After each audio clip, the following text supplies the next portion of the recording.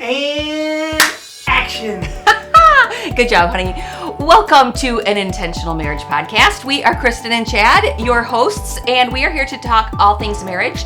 And because you know why? We know great marriages don't just happen. You have to be intentional. That's right. Kristen, last episode today of our parenting series. We'll circle back to the topic because it's quite broad and we could talk about all kinds of things forever. But yes. But today we've talked about 2 episodes ago, we talked about those parenting principles, setting that foundation. Last time we talked about parenting those teenage years. We talked about some tips, tricks, things we learned. Yes. And now we're going to go to the next level. Next level would be doing life with your adult kids. Not parenting them. Because if we say parenting adult children, those 3 words don't flow. They don't fit together because adult children, that's kind of like an oxymoron. And then you don't need to parent your adult children. I mean, that's what they are. They are your children, but now they have grown into adults. So I think the direction that we want to head today, if I could say sum it up into one, phrase, would be remember the goal and know your role.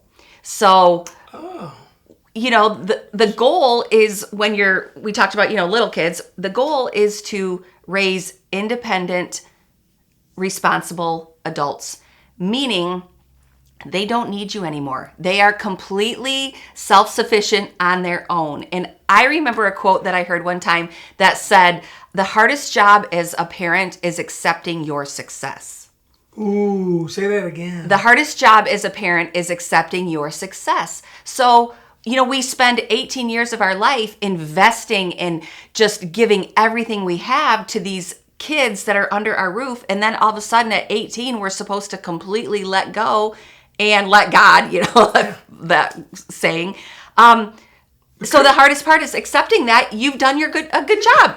Kristen, let's go back a little bit though. Okay. Because I want to talk first and share some stories when we were first married in those early years for us. So you younger listeners out there, you early marrieds, 5 to 10 years, it's the navigation. And then we can jump because now we're on the other end. Yes. Now we have 4 adult children, 3 of them are married.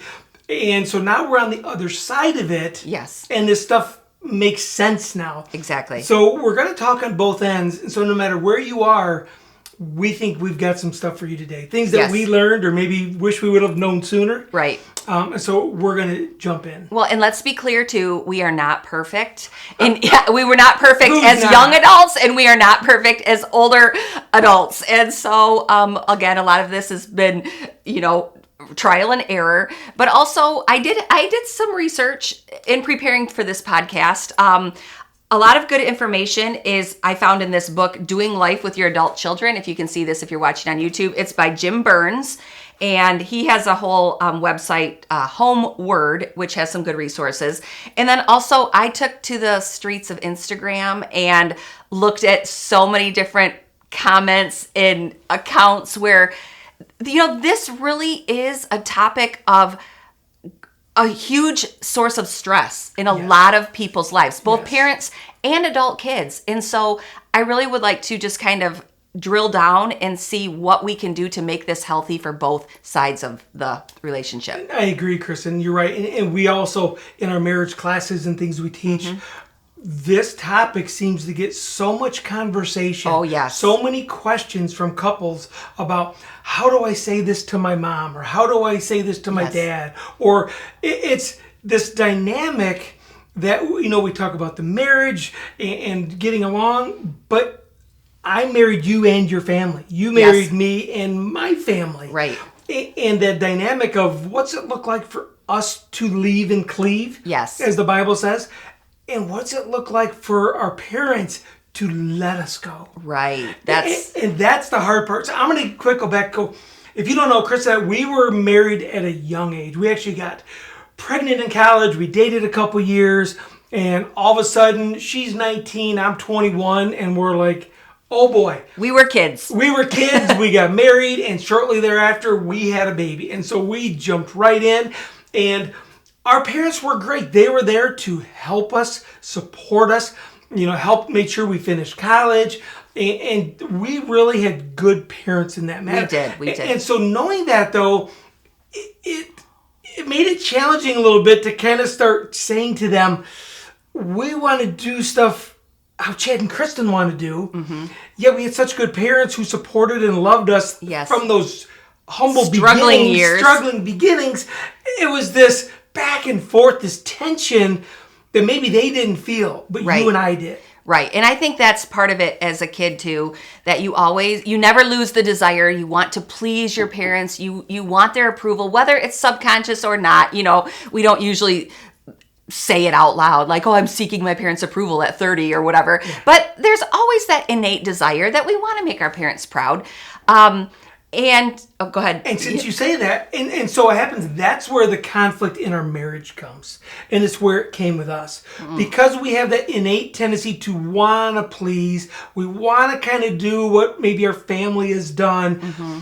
And I know in my experience at times, I felt like, Kristen, you put your family, and not intentionally, ahead of us and our family. Right. And therefore, you and I would start having conflict. We would start fighting. Mm-hmm. And you'd go, well, you don't even like my family. You hate my family. Like, no, I love your family. I don't know if I used the word hate, but... Well, maybe not. But it was that point of, I was upset not at your family. Yes. It's like, I wanted our family to be the priority. And I've heard this, and this is such a good point, is you're not gaining a son or daughter. Your son or daughter is starting their own family. Yes. And we'll come more to that on the backside of this. Well, and I think that's the hardest part for parents to accept. Yes. That you are no longer in charge. And I like this too. I think it was in Jim Burns broke this down. Like your parenting role, and this is what I talked about at the beginning, it kind of is in 3 segments as broken down as according to age. When they're little, you are in control. You are in charge of disciplining, providing for needs. We talked about that, Then when they're teens, you move into more of a coaching role. They're playing the game. You still are in charge by directing and pulling them out, giving them pep talks, disciplining still in that regard. But once your kids become adults, you move into the consultant role. And I think that's where a lot of parents don't make that shift, because they still look at them as they're my kid. I should have a say in what they do. And really, as an adult child, they are just looking for that autonomy, independence, and they want respect from their parents. Yes. And so if parents have a hard time making that shift, I think that's where the rub happens. Yeah, you're right, Kristen. But what I see, it's so hard sometimes for young married couples to voice their expectations, to voice that to their parents. And I want to go back to our example. We had 4 young kids, and it was traditionally, we're going to talk holidays, because holidays always seem to come trigger. Up. Yeah, seem to be a trigger, maybe in your family as well. And I remember for years, I started saying, Kristen, so back up. Christmas morning, we would wake up, open our gifts, and then pack our kids in the car and drive an hour north to Grand Rapids to go to your family's house. Right. But our kids, as they got older, started getting hard. It was too much. They wanted to play with their toys, and they're tired. And so I started saying, Kristen, I think we need to create a new tradition. I think we need to say something to your mom. I don't want to go up there on Christmas anymore. And that was some of the fight. Well, you don't want to be with them. Not it at all. And so I know for years you struggled with having that conversation with your mom. Tell us, how did that go? Do you remember that? So yes, I think because of my nature, because of our innate desire to want to please our parents, maybe mine was a little bit stronger. I didn't want to rock the boat. And it took us several years, like you said, of saying... Took who? Us, me and you. I mean, you tried to convince me for several years, but... And so I finally got to the point where I was like, okay, yes, this is too much. You were expressing your opinion. And I called up my mom and I just said, hey, you know what? We need to stay home on Christmas Day. And can we have another alternative? It's just too much. Yeah, it's just too much. she totally understood. She totally respected our decision, and we created a new tradition. We now go up the day after Christmas, and it has worked well for many years. And if I would have only, been a little bit more mature sooner and understood this principle that our family is the priority. Yes. And thankfully, we do have great parents that did understand, but I know that's not the case with so many. Yes. That it's so much. Sometimes it's easier just to not rock the boat and put your family on this, or your spouse on the side, just because you don't want to hear the grief from the in-laws or the parents, which that is sad and that is unhealthy. It is. But Kristen, I'm glad you were able to do that, and it wasn't easy though. It wasn't easy. It wasn't easy in my own. It was an easy conversation because my mom accepted it. And that's what I mean. It wasn't easy for you. And those of you that may be listening or watching, if you have these situations where something needs to be addressed or something needs to be discussed with the parents, who should be the one doing it? Okay, so if something needs to change with my family, I need to be the one to say it, and if something is with your family, you need to say it. So it's the blood spouse to the relative, that needs to have the conversation. Would there be any exceptions to that? I just think I'm sure there are, and I think it's based on the relational dynamics because you're very straightforward. My mom's a straightforward person. You guys have had great conversations over the years that have left me out of it because I'm a peacemaker and I'm an Enneagram 9 and I don't like to rock the boat. So yeah, you've backdoored it a few times and I'm okay with that. My mom's okay with that. Whatever. And so yes, to answer your question. Yeah, so sometimes what I was trying to get at too is if it's okay if you give your spouse permission. Yes. Like, Chad, go ahead and ask my mom about that. Go right ahead. I don't like to anyway. But in this situation, you had to get up the nerve to ask. Yes. And it worked out so well. It's a great new tradition we have. Yes. And that's, again, what we wanted to do as a young family is create our own traditions. Right. So then on Christmas, we took our time. We would go sledding or snowmobiling. Yep. We did something with our family special on that day. Yes. And we created new traditions. And so that's what we want to encourage you young people is have those conversations, lay those expectations, those boundaries, bring it up because you're going to realize maybe it's not so bad and it's not as bad as it is in your mind. Right. Which you brought up a word that I think we could move into this area, expectations, because I think too, parents have expectations, kids have expectations, and I think there needs to be some clarity around those expectations. And as a mother, we'll say mother-in-law and father-in-law and mother of adult kids, I honestly, you have to adjust your expectations to be like, you know what? Maybe they won't see it the way I see it. Maybe they don't want to come for Thanksgiving, or they can't, or like you said, want to do something different for Christmas. I need to be okay with that. And I think so many in-laws and parents are like, how dare you? Almost guilt tripping them, yes. Shaming them. What? Yeah. You're not coming this year for Thanksgiving? Right. If you're a parent of adult kids, you cannot do that. Right. Because eventually your kids will probably never come. Right. You want that home to be open and welcome and inviting, yes. But no shame and guilt. And that is our responsibility on this end, to create an environment that your adult kids want to come home to. Because the goal of these adult years, I read this statistic that said you will spend more time with your children as they are adults than you will when they're in your home, in raising them.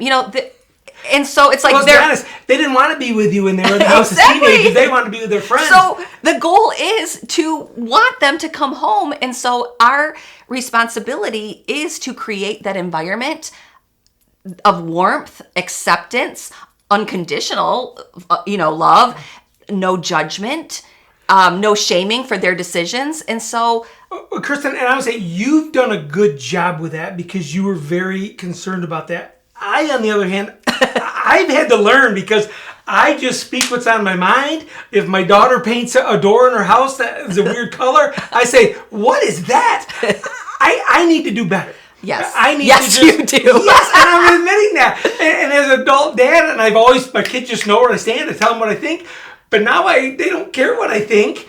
And I've had to learn to sit back until they ask me. Okay, which brings me to the next topic that I actually was talking to our daughter-in-law, Hannah, and I said, hey, we're getting ready to do this podcast. And I said, do you have any expert, advice or whatever from your perspective? And she just, blurted out. She's like, well, I think for parents to remember that their words do matter. And I was like, still. And I'm 52 years old, and my mom's words still matter. I mean, our dads both passed away, so we are using our moms as a reference. But all that to say, I do like the quote too that says, unsolicited advice is often seen as criticism. Because think about it, your role has changed. You're not the coach anymore. You are the consultant. And what does a consultant do? They express when asked, when they are consulted. And so... Is this episode for me today? Yeah, I am kind of directing my hand gestures at you. She's pointing at me right now. No, same with me too. And I think there's a difference too with son-in-laws, daughters-in-law, daughters. It just depends on your relationship. It's much easier to express your opinions to your child and not the in-law child, dynamic. But unsolicited advice is often seen as criticism because the underlying message that the adult kids pick up on is, you don't trust me.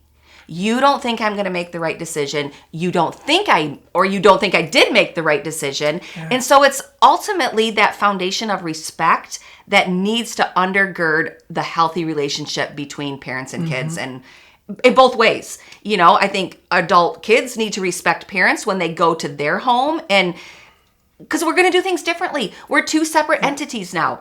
Even, Kristen, even if they have a pink door... They are allowed to paint their house whatever color they want, and you need to zip it. So, go back a little bit. So, I firmly believe you serve your way into your kids, your adult kids. You serve. You don't criticize, complain, or comment. You serve your way. And my daughter just moved into her husband into their first house, so we were doing a lot of work, and I was spending a lot of time there serving, working, helping any way I could. So then I assumed I could just say what I thought about the pink door. And what does the key word there? Assume. I assumed, and I heard it from everybody. And the door's still pink. My daughter Maddie doesn't care what Dad thinks. Nor should she. That's the whole point of this. That is the whole point. She doesn't. They don't owe us anything. Our job is to support, like you said, serve and support. And that is it. Yep. Love them unconditional. And you know what? We have the opportunity to cause our kids blessing or stressing. That's really what it comes down to. That's great. We can be a blessing to our kids, or we can be a stressing. And by giving our unsolicited opinions, having these unrealistic expectations, using our words as criticism instead of support, and just basically knowing, again, it goes back to knowing your role, knowing your place, and becoming self-aware and that personal growth on our end. You know what I mean? Like you said, you had to become aware, like, oh, you know what? Just because I helped do all these projects and whatnot, it still doesn't give me the right to speak my mind. You were there for one purpose, to serve. And yes, you crossed the line over, but okay, you brought it back. You realize you're self-aware that, okay, all right, anyway. Not always easy. Yes. But I'm going to go back again to, so we were lucky with good parents. Yes. Our parents. We were blessed. We were blessed, and that's what I want to get at, part of that blessing. We lived when we were early, few years up by your parents in Grand Rapids, and then the recent years with my parents down in Three Rivers. Our parents, both sets, took our kids, watched our kids, babysat our kids. They knew at times we in our marriage needed a break. Yes. And they were so good at taking our kids so you and I could have a date night. You and I could go catch our breath, or they recognized. And we try and emulate that as often as we can too with our grandkids. Because there is nothing better than grandkids, but if we can give our kids a break, give them just... Oh, thanks, Mom and Dad. Breather. A breather. we were given a blessing by our parents, and Yes. we want to be those type parents. We don't want to be stressing like I was mentioning the pink door. Right. Yes, because again, our job is to support and serve, and I think that's just a huge built-in bonus that God created, was to give us grandparents. It's a win-win-win all the way around by taking those grandkids. Yes. I mean, we're not here to shame or guilt if you can't, because there are certain instances where parents just can't be that support role. But if you can and you're choosing not to, I would encourage every grandparent or to step in that role, because it, like you said, you give the parents a break. You get to bond with your grandkids and spend time with them. And I like this quote too that says, grandparents and grandchildren are natural allies. So it's just a great situation. And so I think that's a huge support that we can, as parents, support our kids. And I also think back to your mom in those early years when we were raising little kids. She would just randomly bring us meals. If she knew like our kids, we had busy practices or whatever, she'd call us up and say, hey, I'm making some extra spaghetti tonight. Would you like me to drop some off? And I appreciated that so much. Other women might not. Maybe they have, whatever. But just the fact that she saw a need that, maybe I could help this way. And she didn't assume. She always called and asked. So I think that's a great way to support too. That is a great way. But Kristen, we also have a son and daughter-in-law and 3 grandkids out of state, far away.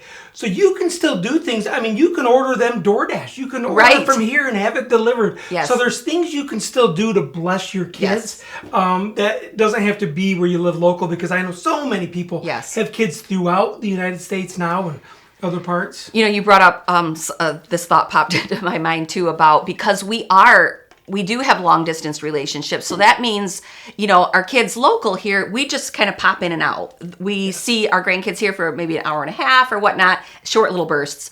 Our kids far away, we actually, and me more so, you'll come when you can, but I will go and stay for 3 days, 4 days or whatever. And, my mom always said too, fish and house guests stink after 3 days. So I always try not to overstay my welcome. Oh boy. But I have learned too that, again, back to those assumptions, back to those expectations, I am walking into someone else's home. Yes, this is my son. Yes, this is my daughter-in-law, but I am a guest in their home. I have no right to just go in and do what I think needs to be done, even though I think early on I had a tendency to do that because I thought I was helping, and maybe my help looks different. What I think is helping, they are like, what is she doing? And so I had to learn, and I hope I'm doing a good job with this, but to say, when I arrive there, hey, how can I serve you, or how can I help? Is there anything you need that I could help you with? That's good. And Hannah, bless her heart, she is a wonderful daughter-in-law, and so she'll just tell me, oh my word, if you could just fold that laundry on my bed, that would be great. I am as happy as can be. I get to help. There's clear expectations, Because you didn't start doing something. Right. So I think assertive communication on both ends is, key to that respect feature or component. And so as we're wrapping up, I hope you heard what we were trying to say today and got the goal. Would you say at the beginning? The goal, as a parent, we want to raise independent, responsible adults that we're not subsidizing. That could be a whole nother topic we can go down a rabbit hole of adult kids coming back and, they're growing up later, all that kind of stuff. But, know your role. You have shifted from controller, coach. You are now the consultant. Your words matter. Yep. We can't just assume that we know what's best for our kids. We need to respect them as adults.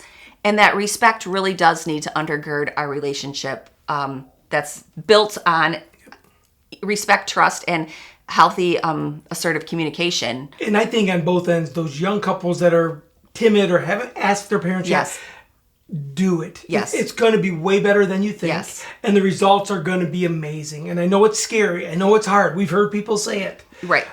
With the results, and I think this, yes, I agree with you.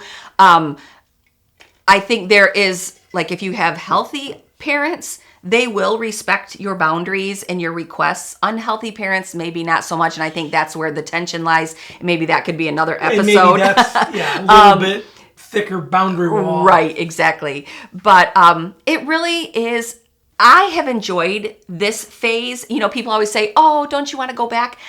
I have always said that whatever stage of parenting I'm in has been my favorite, because you just enjoy your kids for who they are at this moment.